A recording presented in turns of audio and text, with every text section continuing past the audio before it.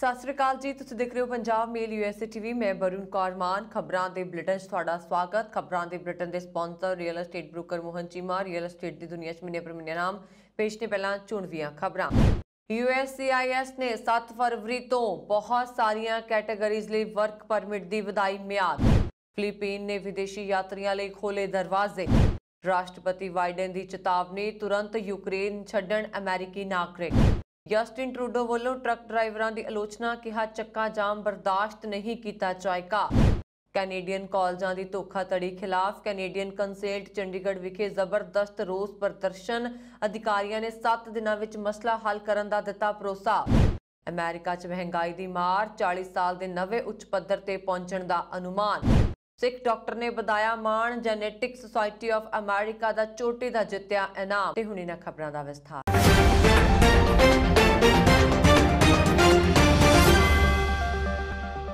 USCIS ਨੇ 7 ਫਰਵਰੀ ਤੋਂ ਬਹੁਤ ਸਾਰੀਆਂ ਕੈਟਾਗਰੀਜ਼ ਲਈ ਵਰਕ ਪਰਮਿਟ ਦੀ ਮਿਆਦ ਵਧਾ ਦਿੱਤੀ ਹੈ।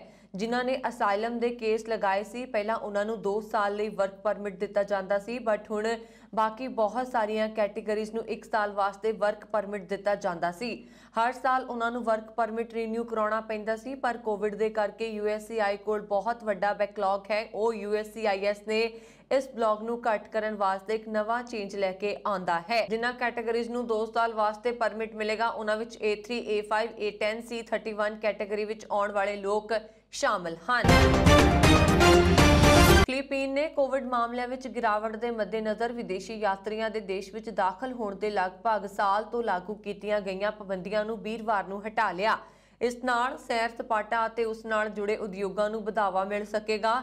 ਫਿਲੀਪੀਨ ਦੇ ਨਾਲ ਵੀਜ਼ਾ ਮੁਕਤ ਵਿਵਸਥਾ ਵਾਲੇ 157 ਦੇਸ਼ਾਂ ਦੇ ਯਾਤਰੀ ਜੋ ਟੀਕੇ ਦੀਆਂ ਦੋਵੇਂ ਖੁਰਾਕਾਂ ਲਗਵਾ ਚੁੱਕੇ ਹਨ, ਉਹ ਫਿਲੀਪੀਨ ਆ ਸਕਦੇ ਨੇ ਅਤੇ ਆਗਮਨ ਤੇ ਉਹਨਾਂ ਲਈ ਇਕਾਂਤਵਾਸ ਵਿੱਚ ਰਹਿਣ ਦੀ ਲੋੜ ਨਹੀਂ ਹੋਏਗੀ। ਦੇਸ਼ ਦੀ ਸਰਕਾਰ ਨੇ ਜ਼ੋਖਮ ਦੇ ਵਰਗੀਕਰਨ ਦੀ ਵਿਵਸਥਾ ਵੀ ਖਤਮ ਕਰ ਦਿੱਤੀ ਹੈ, ਕਿਉਂਕਿ ਇਸ ਦੇ ਤਹਿਤ ਵੱਧ ਸੰਕਰਮਣ ਵਾਲੇ ਦੇਸ਼ਾਂ ਤੋਂ ਆਉਣ ਵਾਲੇ ਯਾਤਰੀਆਂ ਤੇ ਪਾਬੰਦੀ ਸੀ। ਟੂਰਿਜ਼ਮ ਸਕੱਤਰ ਬੇਰਨਾ ਰੁਮੋਲੋ ਪਿਆਤ ਨੇ ਕਿਹਾ ਕਿ ਮਹਾਮਾਰੀ ਦੇ ਪ੍ਰਭਾਵ ਤੋਂ ਉਭਰਨ ਵਿੱਚ ਅਸੀਂ ਨਵਾਂ ਅਧਿਆਇ ਲਿਖਾਂਗੇ। ਉਹਨਾਂ ਨੇ ਕਿਹਾ ਕਿ ਸਰਹੱਦ ਮੁੜ ਖੋਲ੍ਹਣ ਨਾਲ ਰੋਜ਼ਗਾਰ ਦੇ ਮੌਕੇ ਬਹਾਲ ਹੋਣਗੇ ਅਤੇ ਟੂਰਿਜ਼ਮ ਨਾਲ ਜੁੜੇ ਉਦਯੋਗਾਂ ਨੂੰ ਫਾਇਦਾ ਹੋਏਗਾ।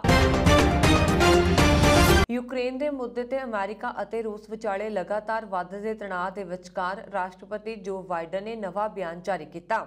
ਬਾਈਡਨ ਨੇ ਅਮਰੀਕੀ ਨਾਗਰਿਕਾਂ ਨੂੰ ਤੁਰੰਤ ਯੂਕਰੇਨ ਛੱਡਣ ਲਈ ਕਿਹਾ। ਨਿਊਜ਼ ਏਜੰਸੀ AFP ਨੇ ਅਮਰੀਕੀ ਰਾਸ਼ਟਰਪਤੀ ਜੋ ਬਾਈਡਨ ਦੇ ਹਵਾਲੇ ਨਾਲ ਯੂਕਰੇਨ ਸੰਕਟ ਦੇ ਮੱਦੇਨਜ਼ਰ ਇਹ ਗੱਲ ਕਹੀ ਹੈ। ਇਸ ਤੋਂ ਪਹਿਲਾਂ ਯੂਕਰੇਨ ਸੰਕਟ ਤੇ ਬੈਠਕ ਬੁਲਾਉਣ ਦਾ ਅਮਰੀਕੀ ਪ੍ਰਸਤਾਵ ਸੰਯੁਕਤ ਰਾਸ਼ਟਰ ਸੁਰੱਖਿਆ ਪਰਿਸ਼ਦ ਵਿੱਚ ਪਾਸ ਕੀਤਾ ਗਿਆ ਸੀ। ਇਸ ਦੌਰਾਨ ਸੰਯੁਕਤ ਰਾਸ਼ਟਰ ਸੁਰੱਖਿਆ ਪਰਿਸ਼ਦ ਦੀ ਬੈਠਕ 'ਚ ਮਾਹੌਲ ਉਸ ਸਮੇਂ ਗਰਮਾ ਗਿਆ ਜਦੋਂ ਬਹਿਸ ਵਿੱਚ ਅਮਰੀਕਾ ਅਤੇ ਰੂਸੀ ਡਿਪਲੋਮੈਟ ਸਿੱਧੇ ਤੌਰ ਤੇ ਆਮੋ ਸਾਹਮਣੇ ਹੋ ਗਏ। ਰੂਸ ਨੇ ਪੱਛਮੀ ਦੇਸ਼ਾਂ ਤੇ ਯੂਕਰੇਨ ਨੂੰ ਲੈ ਕੇ ਤਣਾਅ ਵਧਾਉਣ ਦਾ ਦੋਸ਼ ਲਗਾਇਆ, ਜਦੋਂ ਕਿ ਅਮਰੀਕਾ ਨੇ ਯੂਕਰੇਨ ਦੀ ਸਰਹੱਦ ਤੇ 1 ਲੱਖ ਰੂਸੀ ਸੈਨਿਕਾਂ ਦੇ ਇਕੱਠੇ ਹੋਣ ਤੇ ਇਤਰਾਜ਼ ਜਤਾਇਆ।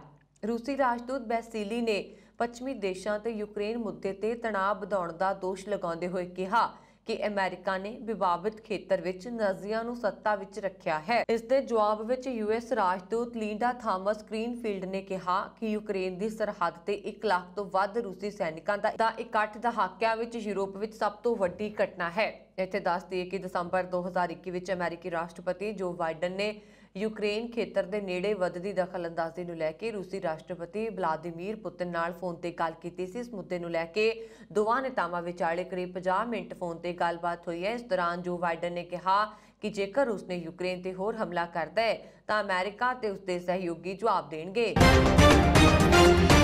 ਕੈਨੇਡਾ ਦੇ ਪ੍ਰਧਾਨ ਮੰਤਰੀ ਜਸਟਿਨ ਟਰੂਡੋ ਨੇ ਕੋਰੋਨਾ ਵਾਇਰਸ ਪਾਬੰਦੀਆਂ ਦਾ ਵਿਰੋਧ ਕਰਨ ਅਤੇ ਆਰਥਿਕਤਾ ਨੂੰ ਨੁਕਸਾਨ ਪਹੁੰਚਾਉਣ ਲਈ ਟਰੱਕ ਡਰਾਈਵਰਾਂ ਦੀ ਆਲੋਚਨਾ ਕੀਤੀ ਹੈ। ਪ੍ਰਧਾਨ ਮੰਤਰੀ ਨੇ ਬੁੱਧਵਾਰ ਨੂੰ ਸੰਸਦ ਵਿੱਚ ਕਿਹਾ, ਗੈਰ ਕਾਨੂੰਨੀ ਪ੍ਰਦਰਸ਼ਨ ਕਰਨਾ, ਚੱਕਾ ਜਾਮ ਕਰਨਾ ਬਰਦਾਸ਼ਤ ਕਰਨ ਯੋਗ ਨਹੀਂ ਹਨ, ਜਿਸ ਦਾ ਕਾਰੋਬਾਰੀਆਂ, ਨਿਰਮਾਤਾਵਾਂ ਅਤੇ ਕਾਰੋਬਾਰਾਂ ਤੇ ਮਾੜਾ ਪ੍ਰਭਾਵ ਪੈਂਦਾ ਹੈ। ਸਾਨੂੰ ਇਸ ਨੂੰ ਖਤਮ ਕਰਨ ਲਈ ਹਰ ਸੰਭਵ ਕੋਸ਼ਿਸ਼ ਕਰਨੀ ਚਾਹੀਦੀ ਹੈ। ਉਹਨਾਂ ਨੇ ਅਰਥ ਵਿਵਸਥਾ ਨੂੰ ਰੋਕਣ ਅਤੇ ਲੋਕਤੰਤਰ ਅਤੇ ਇਸ ਦੇ ਨਾਗਰਿਕਾਂ ਦੇ ਰੋਜ਼ਾਨਾ ਜੀਵਨ ਨੂੰ ਪ੍ਰਭਾਵਿਤ ਕਰਨ ਲਈ ਪ੍ਰਦਰਸ਼ਨਕਾਰੀਆਂ ਦੀ ਨਿੰਦਾ ਕੀਤੀ ਹੈ। ਧਿਆਨ ਦੇਣ ਯੋਗ ਹੈ ਕਿ ਵੱਡੀ ਗਿਣਤੀ ਵਿੱਚ ਟਰੱਕ ਡਰਾਈਵਰਾਂ ਨੇ ਅਮਰੀਕਾ ਅਤੇ ਕੈਨੇਡਾ ਨੂੰ ਜੋੜਨ ਵਾਲੀ ਮੁੱਖ ਸੜਕ ਦਾ ਘਿਰਾਓ ਕੀਤਾ ਹੋਇਆ ਹੈ, ਜਿਸ ਕਾਰਨ ਆਰਥਿਕਤਾ ਨੂੰ ਨੁਕਸਾਨ ਪਹੁੰਚਾਉਣ ਦਾ ਡਰ ਪੈਦਾ ਹੋ ਗਿਆ। BBC ਮੁਤਾਬਕ ਡਾਟਾ ਰਾਈਟ ਤੋਂ ਕੈਨੇਡਾ ਜਾਣ ਵਾਲੀ ਸੜਕ ਫਿਲਹਾਲ ਬੰਦ ਹੈ। ਹਾਲਾਂਕਿ ਅਮਰੀਕਾ ਜਾਣ ਲਈ ਸੀਮਤ ਗਿਣਤੀ ਵਿੱਚ ਲੋਕਾਂ ਨੂੰ ਐਂਬੈਸਡਰ ਬ੍ਰਿਜ ਪਾਰ ਕਰਨ ਦੀ ਆਗਿਆ ਦਿੱਤੀ ਜਾ ਰਹੀ ਹੈ। ਜ਼ਿਕਰਯੋਗ ਹੈ ਕਿ ਕੈਨੇਡਾ ਵਿੱਚ ਟਰੱਕ ਡਰਾਈਵਰ ਟੀਕਾਕਰਨ ਲਈ ਬਣਾਏ ਨਿਯਮਾਂ ਦਾ ਵਿਰੋਧ ਕਰ ਰਹੇ ਨੇ।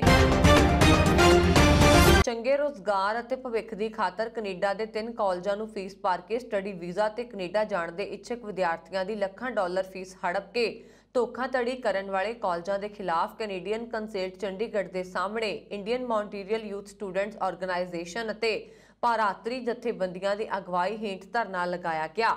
ਵਿਦਿਆਰਥੀਆਂ ਦੀ ਮੰਗ ਹੈ ਕਿ ਭਰਾਈਆਂ ਹੋਈਆਂ ਫੀਸਾਂ ਵਾਪਸ ਕੀਤੀਆਂ ਜਾਣ। ਕੈਨੇਡੀਅਨ ਐਮਬੈਸੀ ਦੇ ਅਧਿਕਾਰੀਆਂ ਨੇ ਹਫ਼ਤੇ ਵਿੱਚ ਮਸਲੇ ਦਾ ਹੱਲ ਕੱਢਣ ਦਾ ਭਰੋਸਾ ਦਿੱਤਾ, ਜਿਸ ਤੋਂ ਬਾਅਦ ਧਰਨਾ ਸਮਾਪਤ ਕੀਤਾ ਗਿਆ।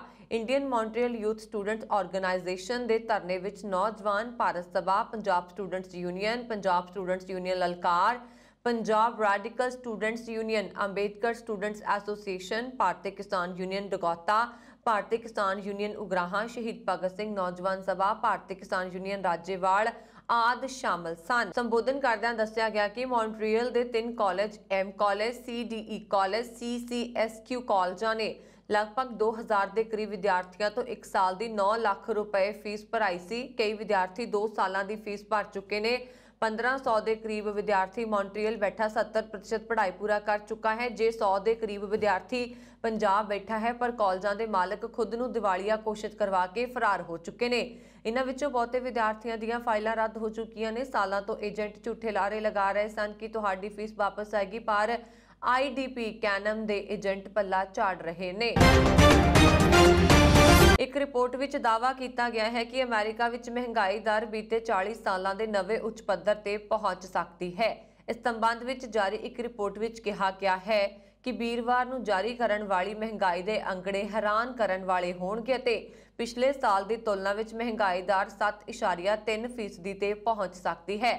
ਫੈਕਟਟੈਸਟ ਮੁਤਾਬਕ ਕਿਰਤ ਵਿਭਾਗ ਜਨਵਰੀ ਲਈ ਮਹਿੰਗਾਈ ਦੇ ਅੰਕੜੇ ਜਾਰੀ ਕਰੇਗਾ ਤੇ ਅੰਕੜੇ ਦਸੰਬਰ ਦੇ 7.1 ਦੀ ਤੁਲਨਾ ਵਿੱਚ ਵਧਾ ਕੇ 7.3% ਰਹਿ ਸਕਦੇ ਨੇ। ਮਹਿੰਗਾਈ ਦੀ ਮਾਰ ਸਿਰਫ ਭਾਰਤ ਹੀ ਨਹੀਂ, ਅਮਰੀਕਾ ਲਈ ਵੀ ਦੁਖਦਾਈ ਬਣੀ ਹੋਈ ਹੈ। ਅਨੁਮਾਨ ਲਗਾਇਆ ਜਾ ਰਿਹਾ ਹੈ ਕਿ ਸਾਲ ਦਰ ਸਾਲ ਜਨਵਰੀ ਲਈ ਮਹਿੰਗਾਈ ਦਰ 4 ਦਹਾਕਿਆਂ ਦੇ ਉੱਚ ਪੱਧਰ ਤੇ ਪਹੁੰਚ ਸਕਦੀ ਹੈ। ਸੰਯੁਕਤ ਰਾਜ ਵਿੱਚ ਜੈਨੇਟਿਕਸ ਸੁਸਾਇਟੀ ਆਫ ਅਮਰੀਕਾ ਨੇ ਵਿਕਾਸਵਾਦੀ ਜੀਵ ਵਿਗਿਆਨੀ ਡਾਕਟਰ ਹਰਮੀਤ ਸਿੰਘ ਮਲਿਕ ਨੂੰ ਚੋਟੀ ਦੇ ਇਨਾਮ ਜੇਤੂਆਂ ਵਿੱਚੋਂ ਇੱਕ ਭਾਰਤੀ ਵਜੋਂ ਨਾਮਜ਼ਦ ਕੀਤਾ। ਇੱਥੇ ਦੱਸ ਦਈਏ ਕਿ ਭਾਰਤੀ ਮੂਲ ਦੇ ਸਿੱਖ ਡਾਕਟਰ ਹਰਮੀਤ ਸਿੰਘ ਮਲਿਕ ਅਮਰੀਕਾ ਸਥਿਤ ਫਰੈਡ ਹਚਿਨਸਨ ਕੈਂਸਰ ਰਿਸਰਚ ਸੈਂਟਰ ਵਿੱਚ ਬੇਸਿਕ ਸਾਇੰਸ ਡਿਵੀਜ਼ਨ ਦੇ ਪ੍ਰੋਫੈਸਰ ਅਤੇ ਐਸੋਸੀਏਟ ਡਾਇਰੈਕਟਰ ਵੀ ਹਨ। ਡਾਕਟਰ ਹਰਮੀਤ ਨੇ ਜੈਨੇਟਿਕਸ ਖੋਜ ਵਿੱਚ ਅਸਾਧਾਰਨ ਰਚਨਾਤਮਕਤਾ ਅਤੇ ਬੌਧਿਕ ਚਤੁਰਾਈ ਲਈ ਐਵਾਰਡ ਨੋਵੇਟਿਸਕੀ ਪੁਰਸਕਾਰ ਜਿੱਤਿਆ। ਭਾਰਤੀ ਮੂਲ ਦੇ ਸਿੱਖ ਡਾਕਟਰ ਹਰਮੀਤ ਸਿੰਘ ਮਲਿਕ ਇੱਥੇ ਜੈਨੇਟਿਕ ਟਕਰਾਅ ਦਾ ਅਧਿਐਨ ਕਰਦੇ ਨੇ। ਉਹਨਾਂ ਦੀ ਖੋਜ ਦਾ HIV ਤੋਂ ਲੈ ਕੇ ਕੈਂਸਰ ਤੱਕ ਲਈ ਕਈ ਬਿਮਾਰੀਆਂ ਲਈ ਪ੍ਰਭਾਵ ਹੋ ਸਕਦਾ ਹੈ। ਇਸ ਕੰਮ ਦੇ ਹਿੱਸੇ ਵਜੋਂ ਉਹਨਾਂ ਦੀ ਟੀਮ ਨੇ ਉਹਨਾਂ ਜੀਨਾਂ ਦੀ ਪਛਾਣ ਕਰਨ ਲਈ ਇੱਕ ਪਹੁੰਚ ਵਿਕਸਿਤ ਕੀਤੀ ਜੋ ਇੱਕ ਪ੍ਰਜਾਤੀ ਨੂੰ ਦੂਜੀ ਤੋਂ ਵੰਡਦੀਆਂ ਹਨ, ਜੋ ਕਿ ਕੇਂਦਰ ਦੀ ਵੈਬਸਾਈਟ ਤੇ ਉਹਨਾਂ ਦੀ ਪ੍ਰੋਫਾਈਲ ਦੇ ਅਨੁਸਾਰ ਨਵੀਂ ਪ੍ਰਜਾਤੀਆਂ ਦੇ ਵਿਕਾਸ ਦੀ ਬੁਝਾਰਤ ਨੂੰ ਹੱਲ ਕਰਨ ਵਿੱਚ ਮਦਦ ਕਰ ਸਕਦੀ ਹੈ। ਉਹ ਵਿਕਾਸਵਾਦੀ ਪ੍ਰਕਿਰਿਆਵਾਂ ਦਾ ਵੀ ਅਧਿਐਨ ਕਰਦੇ ਨੇ ਜੋ ਵਾਇਰਸਾਂ ਨਾਲ ਸਾਡੇ ਸਰੀਰ ਦੇ ਪਰਸਪਰ ਪ੍ਰਭਾਵ ਨੂੰ ਚਲਾਉਂਦੀਆਂ ਨੇ, ਜਿਸ ਵਿੱਚ ਸਮਕਾਲੀ ਸੰਕਟ ਜਿਵੇਂ ਕਿ HIV ਦੇ ਨਾਲ-ਨਾਲ ਪ੍ਰਾਚੀਨ ਵਾਇਰਸ ਵੀ ਸ਼ਾਮਲ ਨੇ, ਜਿਨ੍ਹਾਂ ਦੇ ਜੀਵਾਸ਼ਮ ਸਾਡੇ ਜੀਨੋਮ ਨੂੰ ਪ੍ਰਭਾਵਿਤ ਕਰਦੇ ਨੇ। ਡਾਕਟਰ ਹਰਮੀਤ ਨੇ ਕਿਹਾ ਕਿ ਮੈਂ ਇਸ ਅਵਾਰਡ ਨੂੰ ਹਾਸਲ ਕਰਕੇ ਬਹੁਤ ਖੁਸ਼ ਹਾਂ। ਅਮਰੀਕੀ ਜਲ ਸੈਨਾ ਨੇ ਪੈਂਟਾਗਨ ਦੇ ਵੈਕਸੀਨ ਜਨਾਦੇਸ਼ ਮੁਤਾਬਕ ਕੋਰੋਨਾ ਵਾਇਰਸ ਰੋਧੀ ਵੈਕਸੀਨ ਲਗਵਾਉਣ ਤੋਂ ਇਨਕਾਰ ਕਰਨ ਤੇ 200 ਕਰਮੀਆਂ ਨੂੰ ਡਿਊਟੀ ਤੋਂ ਬਰਖਾਸਤ ਕਰ ਦਿੱਤਾ। ਜਲ ਸੈਨਾ ਨੇ ਬੁੱਧਵਾਰ ਨੇ ਆਪਣੇ ਬਿਆਨ ਵਿੱਚ ਕਿਹਾ ਕਿ ਇਹਨਾਂ ਵਿੱਚੋਂ ਜ਼ਿਆਦਾਤਰ 217 ਕਰਮੀ ਸਰਗਰਮ ਰੂਪ ਵਿੱਚ ਕੰਮ ਕਰ ਰਹੇ ਸਨ ਅਤੇ ਇੱਕ ਅਮਰੀਕੀ ਨੇਵੀ ਦਾ ਰਿਜ਼ਰਵ ਮੈਂਬਰ ਸੀ। CNN ਮੁਤਾਬਕ 240 ਵਿੱਚੋਂ 22 ਕਰਮੀਆਂ ਨੂੰ ਬਰਖਾਸਤ ਕਰ ਦਿੱਤਾ ਗਿਆ, ਪਰ ਇਹ ਹਾਲੇ ਵੀ ਆਪਣੀ ਸਰਗਰਮ ਸੇਵਾ ਦੇ ਪਹਿਲੇ 180 ਦਿਨ ਦੀ ਸਿਖਲਾਈ ਜਾਰੀ ਕਰ ਰਹੇ ਨੇ। ਨੇਵੀ ਨੇ ਕਿਹਾ ਕਿ ਉਹਨਾਂ ਨੇ ਇੱਥੇ 8000 ਤੋਂ ਵੱਧ ਕਰਮੀਆਂ ਨੇ ਹਾਲੇ ਤੱਕ ਟੀਕਾ ਨਹੀਂ ਲਗਵਾਇਆ। ਨੇਵੀ ਵੱਲੋਂ ਪਹਿਲਾਂ ਹੀ ਨਵੰਬਰ 2021 ਤੱਕ ਪੂਰੀ ਟੀਕਾਕਰਨ ਕਰਵਾਉਣ ਦੀ ਸਮੇਂ ਸੀਮਾ ਦਿੱਤੀ ਜਾ ਚੁੱਕੀ ਸੀ। ਕੋਵਿਡ ਵੈਕਸੀਨ ਅਤੇ ਕਰੋਨਾ ਕਾਰਨ ਲੱਗੀਆਂ ਸੁਰੱਖਿਆ ਪਾਬੰਦੀਆਂ ਖਿਲਾਫ ਟਰੱਕਾਂ ਵਾਲਿਆਂ ਦੇ ਰੋਸ ਮੁਜ਼ਾਹਰੇ ਦਾ ਘੇਰਾ ਮਜ਼ਬੂਤ ਹੁੰਦਾ ਜਾ ਰਿਹਾ। ਇਸ ਵਕਤ ਸਥਿਤੀ ਕਾਫੀ ਪੇਚੀਦਾ ਬਣੀ ਹੋਈ ਨਜ਼ਰ ਆ ਰਹੀ ਹੈ ਕਿਉਂਕਿ ਰੋਸ ਮੁਜ਼ਾਹਰੇ ਕਾਰਨ ਜਿੱਥੇ ਓਨਟਾਰੀਓ ਸੂਬੇ ਵਿੱਚ ਕੈਨੇਡਾ ਵਾਲੇ ਪਾਸੇ ਹਾਈਵੇ 401 ਅਤੇ 402 ਤੇ ਟਰੱਕਾਂ ਦੇ ਵੱਡੇ ਜਾਮ ਲੱਗੇ ਹੋਏ ਨੇ, ਉੱਥੇ ਹੀ ਅਮਰੀਕਾ ਵਾਲੇ ਪਾਸਿਓਂ ਅਮਰੀਕਾ ਦੇ ਸੂਬੇ ਮਿਸ਼ੀਗਨ ਵਿੱਚੋਂ ਕੈਨੇਡਾ ਵਾਲੇ ਪਾਸੇ ਆਉਣ ਲਈ ਅਮਰੀਕਾ ਦੇ ਹਾਈਵੇ ਅਤੇ I-94 ਅਤੇ I-75 ਤੇ 10-12 ਮੀਲ ਤੋਂ ਵੀ ਜ਼ਿਆਦਾ ਲੰਬੀਆਂ ਕਤਾਰਾਂ ਲੱਗੀਆਂ ਨੇ ਅਤੇ ਇਸੇ ਤਰ੍ਹਾਂ ਅਮਰੀਕਾ ਕੈਨੇਡਾ ਨੂੰ ਮਿਸ਼ੀਗਨ ਸੂਬੇ ਦੇ ਸ਼ਹਿਰ ਡਿਟਰੋਇਟ ਅਤੇ ਕੈਨੇਡਾ ਦੇ ਸੂਬੇ ਓਨਟਾਰੀਓ ਦੇ ਸ਼ਹਿਰ ਵਿੰਡਸਰ ਨੂੰ ਆਪਸ ਵਿੱਚ ਜੋੜਨ ਵਾਲੇ ਅੰਤਰਰਾਸ਼ਟਰੀ ਐਂਬੈਸਡਰ ਬ੍ਰਿਜ ਅਤੇ ਕੈਨੇਡਾ ਦੇ ਸ਼ਹਿਰ ਸਰਨੀਆ ਨੂੰ ਅਮਰੀਕਾ ਦੇ ਸ਼ਹਿਰ ਹੁਰੌਨ ਨਾਲ ਜੋੜਨ ਵਾਲੇ ਅੰਤਰਰਾਸ਼ਟਰੀ ਪੁਲ ਬਲੂ ਵਾਟਰ ਬ੍ਰਿਜ ਉੱਤੇ ਆਵਾਜਾਈ ਦਾ ਬੁਰਾ ਹਾਲ ਹੈ। ਇਹ ਵੀ ਪਤਾ ਲੱਗਾ ਹੈ ਕਿ ਇਸ ਜਾਮ ਵਿੱਚ ਫਸੇ ਟਰੱਕ ਡਰਾਈਵਰਾਂ ਨੂੰ ਜਿੱਥੇ ਖਾਣ ਪੀਣ ਦੀ ਮੁਸ਼ਕਲ ਆ ਰਹੀ ਹੈ, ਉੱਥੇ ਹੀ ਪਖਾਨਿਆਂ ਦੀ ਵੀ ਸਮੱਸਿਆਵਾਂ ਨਾਲ ਜੂਝਣਾ ਪੈ ਰਿਹਾ ਅਤੇ ਬਹੁਤੇ ਟਰੱਕ ਡਰਾਈਵਰ ਡਰਾਈਵਿੰਗ ਕਰਨ ਦੀ ਨਿਰਧਾਰਤ ਸਮਾਂ ਸੂਚੀ ਤੈਅ ਕਰਨ ਵਾਲੀ ਇਲੈਕਟ੍ਰੋਨਿਕਸ ਲੌਗ ਬੁੱਕ ਓਵਰ ਹੋਣ ਕਾਰਨ ਵੀ ਪਰੇਸ਼ਾਨੀ ਵਿੱਚ ਫਸੇ ਹੋਏ ਨੇ। ਇਸ ਤੋਂ ਇਲਾਵਾ ਟਰੱਕਾਂ ਵਿੱਚ ਤੇਲ ਮੁੱਕਣਾ, ਢੁਆ-ਢੁਆਈ ਵਾਲੀਆਂ ਬੱਸਾਂ ਵਿੱਚ ਬੇਮਤਲਬ ਦੀ ਦੇਰੀ ਅਤੇ ਹੋਰ ਕਈ ਮੁਸ਼ਕਲਾਂ ਅਤੇ ਬੇਆਰਾਮੀ ਨਾਲ ਵੀ ਟਰੱਕ ਡਰਾਈਵਰਾਂ ਨੂੰ ਜਿੱਥੇ ਦੋ ਹੱਥ ਕਰਨੇ ਪੈ ਰਹੇ ਨੇ, ਉੱਥੇ ਹੀ ਦੋਵਾਂ ਦੇਸ਼ਾਂ ਦੇ ਬਾਰਡਰ ਲਾਗਲੇ ਸ਼ਹਿਰਾਂ ਦੇ ਵਸਨੀਕਾਂ ਨੂੰ ਆਵਾਜਾਈ ਦੀ ਵੱਡੀ ਮੁਸ਼ਕਿਲ ਪੇਸ਼ ਆ ਰਹੀ ਹੈ। ਇਹ ਵੀ ਪਤਾ ਲੱਗਾ ਹੈ ਕਿ ਮੁਜ਼ਾਹਰੇ ਦੇ ਆਗੂਆਂ ਅਤੇ ਸਰਕਾਰਾਂ ਵਿੱਚ ਤਾਲਮੇਲ ਵਧਾਉਣ ਦੀਆਂ ਕੋਸ਼ਿਸ਼ਾਂ ਵੀ ਹੋ ਰਹੀਆਂ ਨੇ ਤਾਂ ਕਿ ਇਸ ਸਮੱਸਿਆ ਦਾ ਜਲਦੀ ਹੱਲ ਕੱਢਿਆ ਜਾ ਸਕੇ।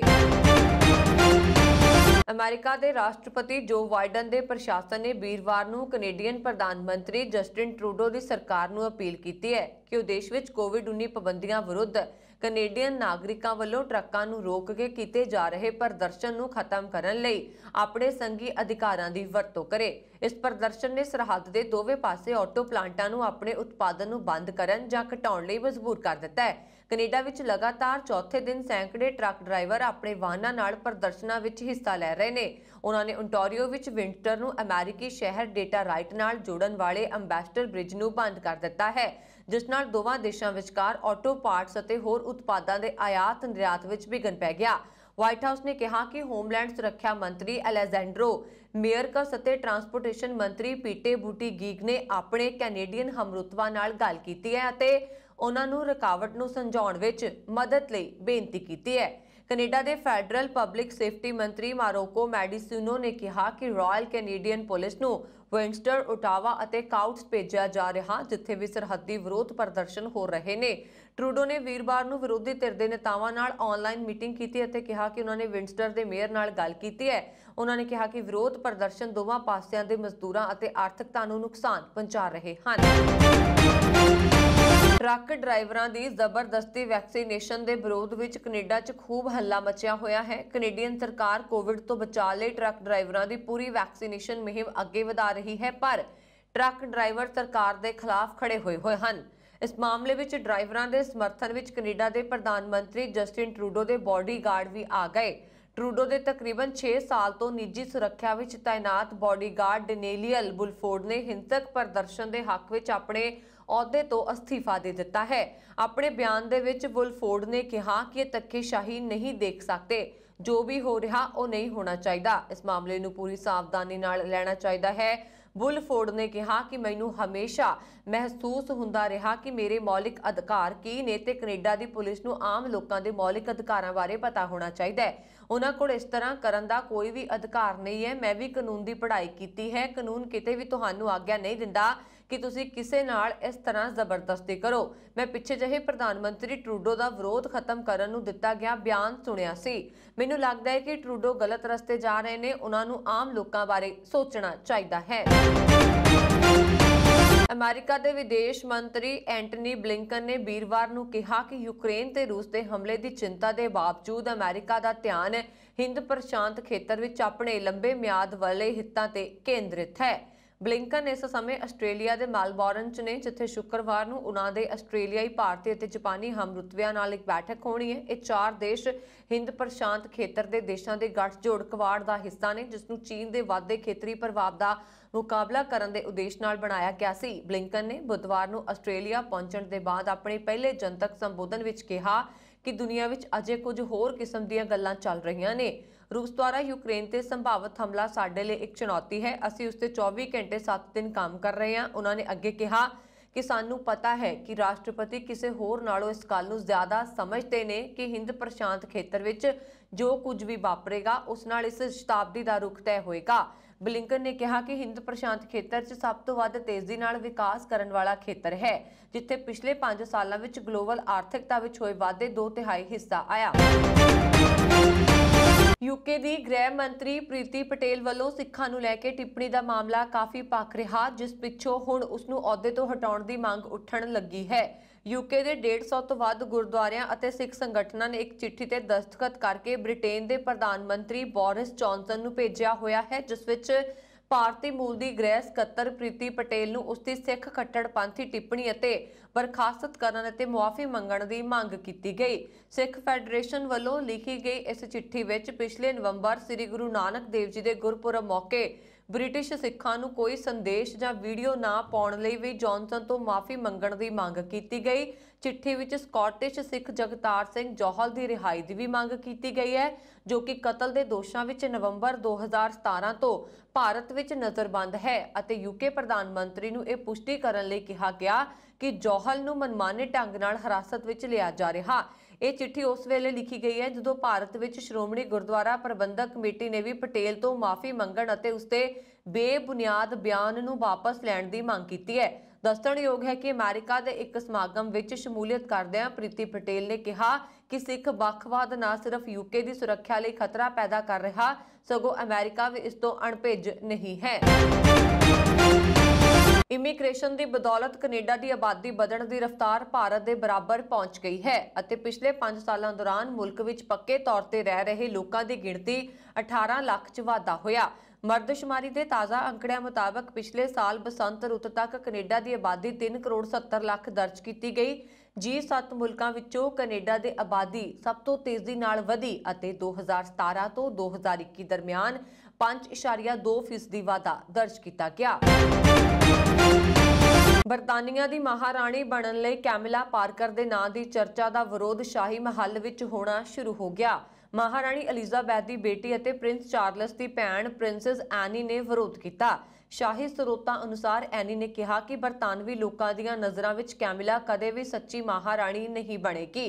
शाही महल के अंदरूनी दावेदारां ने दावा किया है कि शाही परिवार के मैंबरां नाल एनी ने अपनियां भावनावां सांझियां करदिआं आस प्रगट की है कि शाही परिवार के होर लोग भी उसका समर्थन करनगे। दूजे पासे मरहूम राजकुमारी डायना के प्रशंसक भी कैमिला की महाराणी बनने का विरोध कर रहे हैं। पाकिस्तान की चोटी की खुफिया एजेंसी ने पंजाब सूबे के माल विभाग तो 2008 के बंबई हमले के भगौड़े दोषियों और उन्होंने परिवारों दी जायदादां के वेरवे मंगे ने। एक सीनियर अधिकारी ने वीरवार को यह जानकारी दी है। बंबई अतवादी हमले नाल संबंधित मुकदमे नूं 14 साल पूरे हो गए ने, पर पाकिस्तान विच इसदे किसी भी शक्की नूं अजे तक सज़ा नहीं सुनाई गई, जिस तो यह साबित हुंदा है कि पाकिस्तान ने इस मामले नूं कदे भी तरजीह नहीं दित्ती अते अजिहा लगदा है कि इस मामले नूं दबाउण दीआं कोशिशां जारी ने।